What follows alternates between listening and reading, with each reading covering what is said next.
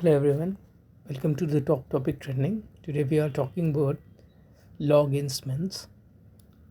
So आज का topic है मेन के अगेंस्ट क्या क्या लॉज हैं, लॉज कैसे बन जाते हैं मेन के अगेंस्ट में, इस बारे में हम डिस्कस करेंगे। सबसे पहले बात करते हैं शादी से। डाउरी दहेज एक कुप्रथा के नाम से जानी जाती है, पर इनिशियली हमें इसको समझना होगा ये थी क्या। तो एक्चुअली में दहेज जो था वो एक गिफ्ट हुआ करता था जो लड़की का पिता अपनी बेटी को देता था ताकि वो इंडिपेंडेंट रहे। ओके, पहले टाइम में दो तरह से संपत्तियां को, प्रॉपर्टीज़ को डिवाइड किया जाता था, चल संपत्ति, अचल संपत्ति। तो अभी भी ये है। तो चल संपत्ति यानी स्टेबल प्रॉपर्टीज़ यानी लैंड जो होती थी, वो लैंड एंड बिजनेस ये लड़कों के मेल्स को जाती थी, और जो अचल संपत्ति यानी धन जो उसका कमाया हुआ होता था उस पर एक्चुअली फीमेल्स का हक माना जाता था। तो ये बेटियों को, वाइफ को और माँ को दिया जाता था। ओके, तो ये जो बचा करके पैसे रखे जाते थे, तो इसी के तौर पर प्रॉपर्टी का डिवीज़न होता था। उतना ही ज्वेलरी, खाने के बर्तन, खाने का सामान और पैसे, कुछ कैश, बहुत सारी चीज़ें, गोल्ड, सिल्वर, कॉपरवेयर्स और प्रीशियस मेटल वेयर्स, जेमस्टोन्स, ये सब चीज़ें गिफ्ट की जाती थी। इनके अलावा कपड़े, ससुराल वालों को कपड़े और उनकी ज्वेलरी और इस तरह की चीज़ें प्रोवाइड की जाती थी। क्यों की जाती थी? ताकि ये जैसे बेटे को प्रॉपर्टी दी जा रही है, उसी तरह से लड़की का भी हक बनता था। उसको प्रॉपर्टी का क्लेम, मतलब उतना ही अमाउंट लगभग वो कैश में देते थे ताकि ये वो जा कर के वहाँ पर स्टेबल हो सके। कहीं कहीं लैंड भी दिया जाता था। तो इन्हें कहते थे डाउरी और दहेज। तो ये कुप्रथा कैसे बन गई? ये गिफ्ट में दिया जाता था, कोई डिमांड नहीं होती थी लड़की वालों की। लड़की वाले खुद समझा करते थे इस चीज़ को कि बेटी को क्या गिफ्ट करना है और हमारे पास कितनी प्रॉपर्टी है और वो कितना रख सकती है अपने ससुराल में, इंडिपेंडेंट रह सके। अब बात करते हैं कि ये कुप्रथा कैसे हुई। कुप्रथा इस तरह से हुई, लड़के वाले डिमांड करने लग गए कि हमें ये चाहिए, हमें वो चाहिए, हमें वो चाहिए। दैट इज़ कुप्रथा बिकम नाउ। तो इसमें क्या था कि इसलिए माना जाता था कि लड़की को लड़का जो है और उसकी फैमिली एक तरह से अडॉप्ट कर रहे हैं, एक तरह से रख रहे हैं, लॉफुली उसको ले करके अपने पास रखेंगे, उसके ख्याल रखेंगे, उसके खाने पीने, उसके हर चीज़ के खर्चे और उसके हर चीज़ के, उसके लड़का नखरे भी उठाता है और उसके बहुत सारी चीज़ें, जैसे उसके हर एक चीज़ का ख्याल रखा जाता है। तो ये सब चीज़ें और भी लाइफ टाइम के लिए जो रखते हैं, तो उसके कंपैरेटिवली बराबर रहे। और दूसरा, लड़के वाले दहेज में इक्वली चीज़ देते थे। लड़के वाले भी अपनी बहू को ज्वेलरी, लड़का अपनी तरफ से पैसा प्रोवाइड करता था। दोनों मिल करके घर बनाते थे। दोनों के घर एक्चुअली लड़की वाले और लड़के वाले दोनों मिल करके पैसे दे करके, और उन दोनों की हेल्प, उनके घर वाले ही नहीं, पूरे रिश्तेदार, समाज, आसपास के नेबरहुड, गांव, जो भी पार्टिसिपेट करता था मैरिज में, वो एक तरह से गिफ्ट करता था कि ताकि ये मैरिज कपल एक होली प्रोसेस माना जाता था इंडिया में। तो इसमें एक जो विवाहित लोग हैं, विवाहित नवजोड़ा है, वो अपना स्टेबल हो सके, संभाल सके, अपनी गृहस्थ में जा सके इंडिपेंडेंटली। इस तरह से मदद की जाती थी। तो लड़के वाले भी फर्नीचर्स, घर, जो व्हीकल है वो, ये सब चीज़ें, हर एक ईज़ का ध्यान रखते थे। ठीक है, लड़के वाले, लड़की के रिश्तेदार, लड़के के रिश्तेदार, लड़की के रिश्तेदार, हर कोई। तो ये सब मिला करके होता था। अब इसमें लॉ क्या आया कि एक तरफा लॉ ऐसा बन गया कि डाउरी को कंसीडर ये किया गया कि जो लड़की वालों ने लड़के को गिफ्ट किया, ठीक है, लड़की वालों ने लड़के को, ये नहीं कहा जाता उसमें कि लड़की यूज़ कर रही है उसकी बहुत सारी चीज़ें। जो चीज़ लड़की वालों ने लड़कों को गिफ्ट किया, वो चीज़, वो कैश है या कुछ भी है, ज्वेलरी है या फर्नीचर्स हैं, प्रॉपर्टीज़ हैं, जो भी चीज़ गिफ्ट की जाती है, it become a dowry. Okay, अब यही चीज़ लड़के वाले भी लड़की को गिफ्ट कर रहे होते हैं, ठीक है, वो लड़का पूरा खर्चा भी उठाता है लड़की का। ओके, तो इसको नहीं, कभी कंसीडर नहीं किया जाता, इसको इसको इग्नोर कर दिया गया। तो ये एक तरफा एक बैड और बैड एग्जाम्पल है ऑफ लॉ का, हमारे कानून का, कि वो एक वन साइडेड डिसीजन पास कर दिया। तो ये एक तरह से बहुत बुरा इम्पैक्ट पड़ा लड़के वालों की तरफ से कि हाँ भाई, हमने खर्चे उठाने हैं, और उसके बाद फिर तो ये सोसाइटी में अब ये हो चुका है कि अब लड़कों ने उसे रिस्पॉन्सिबिलिटी समझ ली है कि हाँ भाई, अब तो खर्चा ही है, अब तो दहेज है और सब कुछ है, अब हम क्यों लाए, अब तो तुम इतने पैसे ले। ये कुप्रथा और बुरी हो चुकी है, ये बहुत बुरी बन गई।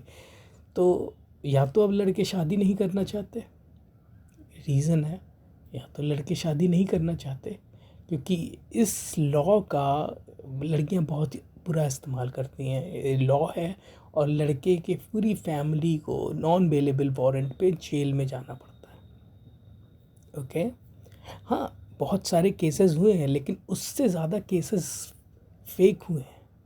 जितने केसेस होते हैं कि डाउरी में किसी को हरास किया गया है या मार दिया गया है, उससे ज़्यादा केस इसमें ये बनता है कि लड़की वाले बहुत हरास करते हैं लड़के वालों को फेक केसेस में।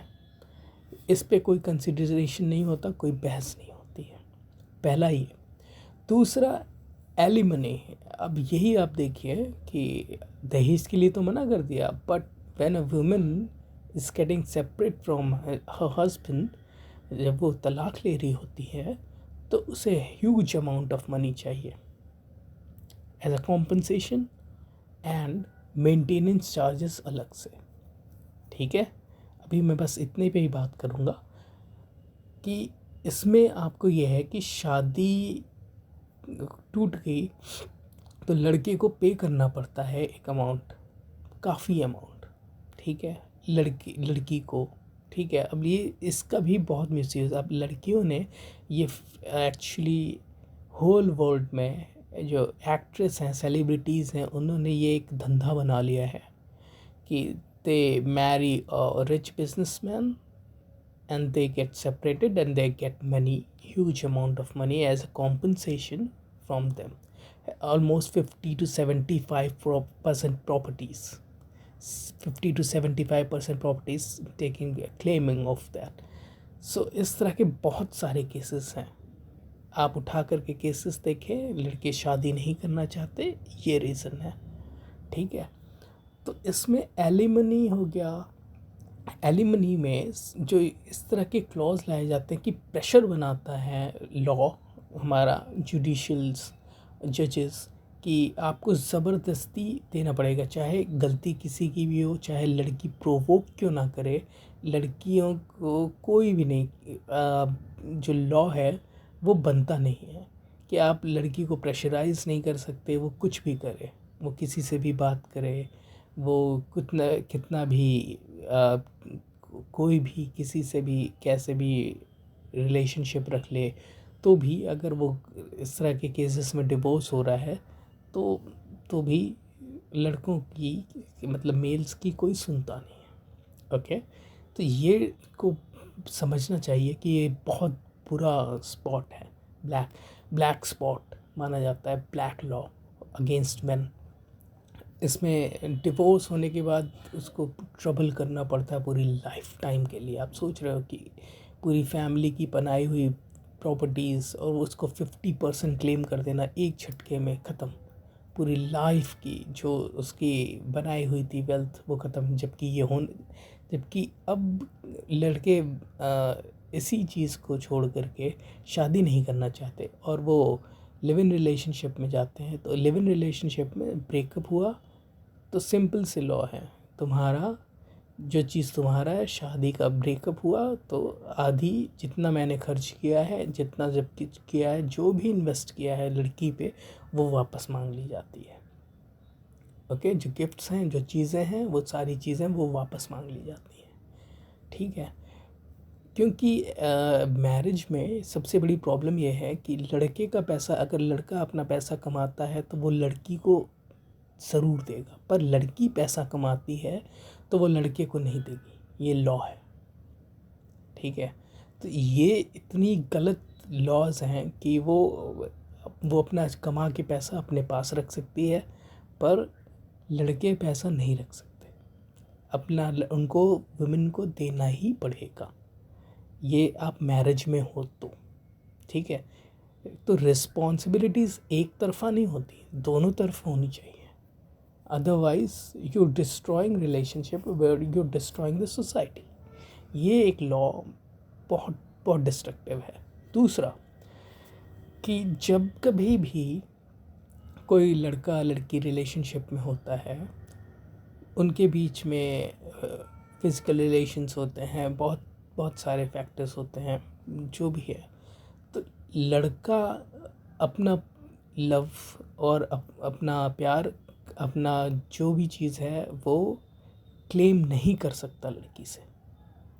अगर उसकी लड़की ने चीट किया, लड़की ने कहीं और शादी कर ली, लड़की ने मन बहलाया अपना उसके साथ और कहीं कोई अच्छी अपॉर्चुनिटी देखी, किसी और के साथ शादी कर ली या किसी और के साथ चली गई, तो लड़का वहाँ क्लेम नहीं कर सकता। बट अगर ऐसा क्लेम लड़की करती है तो उसको रेप के चार्जेस में जेल में जाना पड़ सकता है कि हाँ, इसने मेरे साथ फिज़िकल रिलेशनशिप बनाई और शादी का वादा किया और अब मुकर रहा है। ओके, वो जेल जा सकता, पर ये लड़का क्लेम नहीं कर सकता। ये दूसरा सबसे बड़ा जो लड़कों के ऊपर या मेंस के अगेंस्ट में लॉ है वो ये है। आप समझ रहे हैं कितना नुकसान है। तो उसके बाद अब ये कि तीसरी चीज़ जो सबसे बड़ी है वो है कस्टडी। ओके, जो है कस्टडी। अब कस्टडी में क्या होता है कि लड़का जो हस्बैंड है वो ज़्यादातर बच्चे जो हैं माँ को कस्टडी दे दी जाती है। आप ये सोचिए कि man who is really capable of taking care of their childrens, पर नहीं, कस्टडी लड़की वुमेन को, वाइफ को दी जाती है, उन्हें मदर को प्रायोरिटी दी जाती है और उसमें बच्चों को प्रोवाइड कर दिया जाता है उन्हें। और सोचिए कि वाइफ को एलिमनी दी, कॉम्पनसेशन दिया, उसके बाद उसका मंथली मेंटेनेंस चार्ज या एनुअल मेंटेनेंस चार्ज देना है, प्लस बच्चों की एजुकेशन, उनका मेंटेनेंस और उनके फ्यूचर के लिए पैसा देना है। आप सोचिए कितना बड़ा डिस्ट्रक्शन हुआ उसके साथ, प्लस प्रॉपर्टीज़ अलग गई। ओके, अब जो बच्चे, फॉर एग्ज़ाम्पल किसी का डिवोर्स हो गया, वो 5 या 10 साल का लड़का है, वो यहाँ से चला गया, अब वो 18 साल का होता है या 20 साल का होता है, फिर वो आता है अपने पेरेंट्स के पास, अपने फादर के पास। वो क्या कहता है कि फादर, कि जो बच्चा बचपन में उससे फादर को छोड़ करके गया था, ठीक है, वो अचानक से बाप के बूढ़ा होने के बाद वापस आए और क्लेम कर दे कि इसकी सारी प्रॉपर्टीज़ पे मेरा हक है। आप सोच रहे हो, सब कुछ चला गया उस इंसान का। जो आदमी इतने साल तक अकेले रहा, डिवोर्स होने के बाद, सब कुछ होने के बाद, उसके पास तो कुछ बचा ही नहीं ना। बच्चे वाइफ ले गई, पैसे वाइफ ले गई, प्रॉपर्टीज़ वाइफ ले गई, मेंटेनेंस चार्ज अलग देने हैं, सब कुछ उसको वो वाइफ ले गई। फिर मैन तो अकेला झेलता रहा, इतने साल तक अकेला रहा। उस बच्चे ने क्लेम किया करके कि भाई मुझे तो प्रॉपर्टी चाहिए, मुझे तो बचपन में वो था, वो क्लेम कर सकता और उसका हक है। आप सोच रहे हैं कितना बड़ा डिस्ट्रक्शन होता है उसके साथ में। ये कितना वो है, कितना कितना क्रूअल है कि पूरी लाइफ उसको बेचारे को अकेले काटनी पड़ गई। और उसके बाद फिर कुछ भी नहीं था उसके पास। मोस्ट केसेस में ऐसे होता है क्योंकि उसका जब शादी टूटती है, जब डिवोर्स होता है, तो उसका मन भर जाता है, वो दोबारा शादी नहीं करना चाहता। उसको पता चल जाता है कि क्या प्रॉब्लम है। एक अभी शुरू में सभी अच्छा दिखाएंगी और बाद में आकर के उसको डिस्ट्रॉय करके चली जाएंगी। ओके, तो इस तरह से ये फालतू के केसेस लगा करके उनको इसमें पूरा का पूरा जो गेम प्लान होता है वो पुलिस का, जुडिशल्स का और लॉयर्स का पूरा इनमें इन्वॉल्वमेंट होता है। तो इस तरह की प्रॉब्लम्स मेंस के अगेंस्ट में की जा रही हैं। तो ये द बिगेस्ट लॉ है जो एक आपको मेन होने के साथ में आपको झेलना पड़ता है। अब एक चीज़ और, जो टैक्स पेयर्स हैं, जो लॉ मेकर्स हैं, जो पॉलिटिशियंस हैं और जो और भी इसमें law law enforcement, law making में जिनका रोल होता है, उनको ये भूलना नहीं चाहिए कि men are the highest taxpayers। Okay, तो men जो हैं वो हाईएस्ट टैक्स पेयर होते हैं। Most of the cases men are the tax paying people in the country, on the whole world।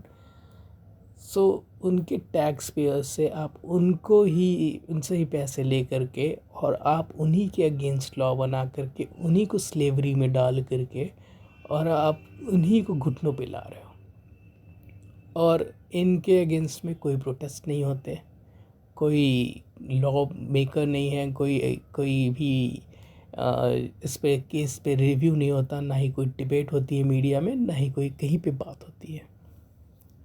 ठीक है, तो इस तरह की प्रॉब्लम्स समाज में जो क्रिएट की जाती हैं सोसाइटी में, वो इन्हीं की देन है। आप सोच रहे हैं कि उनको ज़बरदस्ती फोर्स किया जाता है।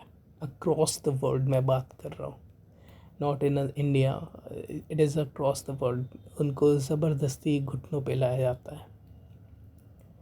तो इस तरह के केसेस जो होते हैं ऑल ओवर इंडिया के, इसमें लोगों को जो घुटने पे ला करके झुकाया जाता है, मेंस को स्पेशली। ठीक है, तो ये चीज़ें बहुत ही मैं कहूँगा कि अनबैलेंस्ड हैं और बहुत ही क्रूअल हैं ऑन मेन कि इस तरह की हरकत की जाती हैं और वो बेचारे लाइफ में इतना प्रॉब्लम ट्रबल फेस करते हैं।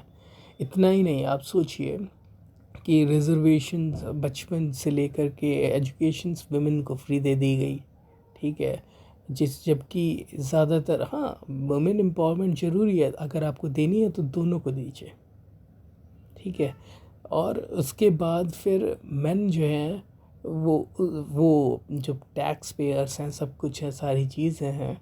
ठीक है, वो बेचारे उनको क्या, उनको आप ये सोचनी चाहिए कि मेन को जा कर के पूरी फैमिली संभालनी है, सोसाइटी में एक अच्छी स्टेटस चाहिए, उसको जॉब कंपलसरी है, अदरवाइज़ उसकी शादी नहीं होगी।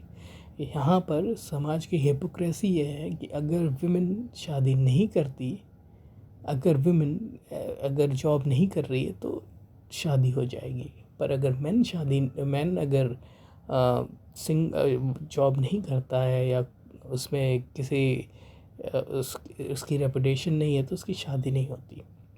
सबसे पहला आपका यही है कि जो मेन हैं उनकी शादी में ना पढ़ने का सबसे बड़ा रीज़न यही है कि ज़्यादातर जॉबलेस हो गए due to women are taking their jobs, उनका ये मानना है। तो अब क्या है कि men are taking laws in their hand. वो खुद ही जब उनको जस्टिस मिलेगा नहीं तो वो खुद ही एग्रेसिव हो करके अपना फैसला ले रहे हैं। क्राइम बहुत बढ़ चुका है। क्राइम अगेंस्ट मैन कोई बात नहीं करता, क्राइम अगेंस्ट विमेन सारी बात करते हैं। सेम केसेस में बहुत सारे ऑनर किलिंग्स में सबसे ज़्यादा मारे जाने वाले लड़के होते हैं, मेल्स होते हैं। जब ऑनर किलिंग होती है, लव रिलेशनशिप पड़ी गई, कोई कोई पड़ गया, तो लड़की वाले ज़्यादातर लड़के वालों को मार देते हैं, लड़के को मार दिया। बहुत सारे केसेस, इसमें कोई बात नहीं होती। पर अगर यही केस अगेंस्ट हो जाए विमेन को किसी ने मार दिया, तो ये बहुत बड़ा मुद्दा हो जाता है मीडिया में, सोसाइटी में, हर जगह। ठीक है, तो इन्हीं सब, आप सोचिए कि मैन के अगेंस्ट में कितने कितने सारे लॉस हैं। ठीक है, ये एक बहुत बड़ी प्रॉब्लम है। मेंस को वापस से हमारे जुडिशल सिस्टम को एक बार फिर से दिखाना पड़ेगा कि हाँ भाई, आपके लिए भी न्याय है। Okay, otherwise man becomes criminal.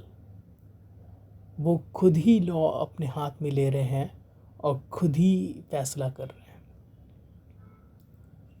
Okay, आप सोच सकते हैं कितना डेंजरस है यह सोसाइटी के लिए।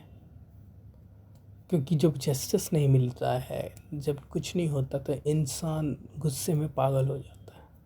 वो अपने आप को ठगा हुआ महसूस करता है। आप सोचिए कि कोई इतने साल रिलेशनशिप में रही और अचानक से उसने धोखा दे दिया और कहीं चली गई, और उसके बाद फिर आप पे तरह तरह के केसेस लगाए और दुनिया भर का आरोप लगाए, और आपको जेल में जाने का, आप जेल भी जाते हैं, सब कुछ, आपकी लाइफ डिस्ट्रॉय हो जाती है, सब कुछ है। उसके पास चारा क्या बचता है? उठता है, खड़ा होता है गुस्से में, और जा कर के या तो मर्डर कर देता है, या तो उसको पता है कि उसकी लाइफ डिस्ट्रॉय हो चुकी है, तो फिर वो दूसरे विमेन हो या कोई उसकी फैमिली का हो या कुछ भी हो, तो उन्हें नहीं छोड़ता। तो ये इनजस्टिस, इनबैलेंस की वजह से बहुत बहुत बहुत नुकसान हो रहा है। हमें इसको बहुत ध्यान से देखना पड़ेगा, otherwise it is destroying whole country, whole world, whole society, especially men. Thank you.